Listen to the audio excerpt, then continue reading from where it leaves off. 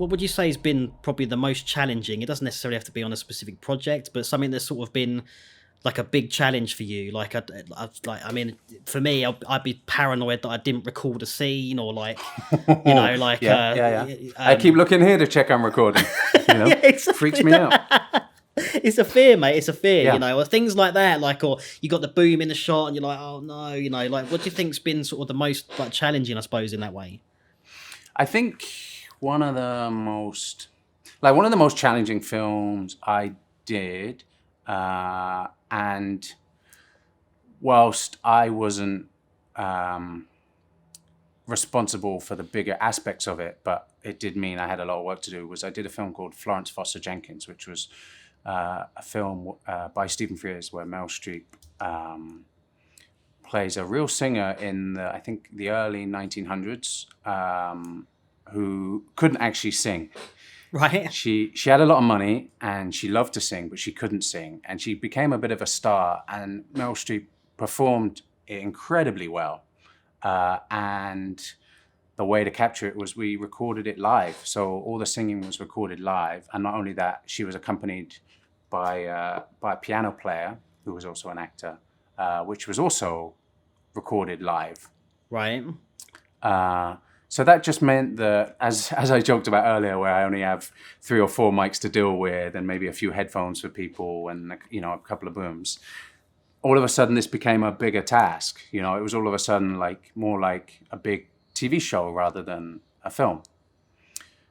So we had a music department who would look after the recording of the piano and any playback requirements, anything like that. The piano, which is really smart, the piano was they had real pianos that were converted so that you could dampen the keys, but it would record the keys in MIDI. Okay. So it'd be there playing a real piano, but it'd pretty much just be dull thuds. Okay. Which meant that, as I've alluded to earlier, we want to record the dialogue as clean as possible. So it's about removing everything else in the room. Now it's hard, as you probably know, to try and balance a piano and a singer in the same room. Absolutely. Eliminate the piano, record the singer, and then they went back and MIDI'd it. They could, with the MIDI, they could adjust it. They could slip all those wrong keys could be slipped back into place. And then what they did is there's pianos that can play MIDI files. So they then put a piano in a recording studio, put some beautiful mics over it, and replayed and recorded it back. And that's what you hear in the movie. Amazing. Which was really smart. But it was just, for me, that was like, I had a lot going on there. I had hidden earpieces, sometimes up to 30 of them in the orchestra. And, there was different headphone feeds, IMs being fed different ways. It was very much more like a concert for a band or something. So that made that film particularly challenging. Luckily, I was kind of the person who got everything done rather than the person that was responsible for the actual end result. I can see that, because it's like you go in. I gather you go into it and then you look at it and you think, oh, actually, hang about. Yeah, this is gonna. It's not that you could definitely do it, but I suppose it's like you when you actually got into the room, it's like, yeah, this is going to require a lot of mental, where's the coffee shop sort of thing. Like, it's, yeah, I get that. So I think that's the same for most things. You end up on a session somewhere and you think, this is going to be interesting. But I suppose that's part of the fun for us guys who like to sort of torture ourselves with strange, like, creative tasks and how can we record this mental scene kind of thing in the best way possible. Yes. Yeah. So that's cool. I think, yeah. And that's interesting to see. Obviously, then you got to work with the sound department and music department coming in looking after that. And I hadn't thought, because I've often thought about kind of recording guitars with amp modulation on the software. So you've got the clean tracks and then re-amping them in a studio through a cab and recording that. Right. And that's kind of what they did with the piano.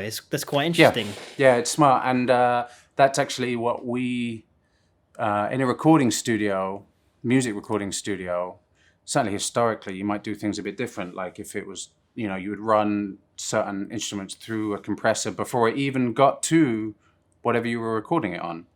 Whereas our goal is pretty much to record everything as clean as possible. Yeah. So that it can then be, because it's so easy to be dealt with in post.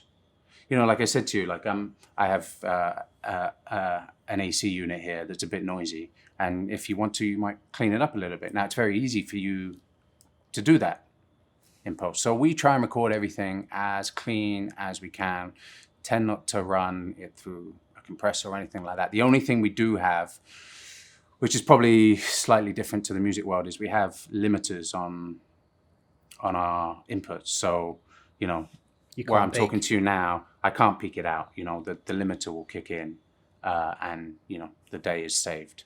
But technology is improving with that, all the time. So I think that's the only different aspect. I think I've had it myself a couple of times. Like I've got no limiter on this now. I just try and modulate. I've got input monitoring as well, so I try and modulate my voice, if you like, and move back.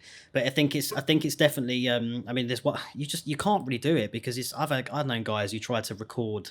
They're trying to record vocals, and they're trying to get like the singer to hear this amazing sound in their cans. So they've got all these kind of really high end CPU plug-in reverbs. And I'm on a session going, you realise that's going to put latency into the recording, and it's not. You need to route that through hardware if you want to do that, and preferably preferably through the desk that it's not actually being recorded. Yes. Just do it so she can hear it and leave it at that. And I think it's a tech's definitely getting better, but I think if you don't fully understand, technically there's nothing wrong with what that guy was doing. She was singing better when she could hear that produced sound. It gave her the confidence, I gather, that this was going to be sort of nearly final.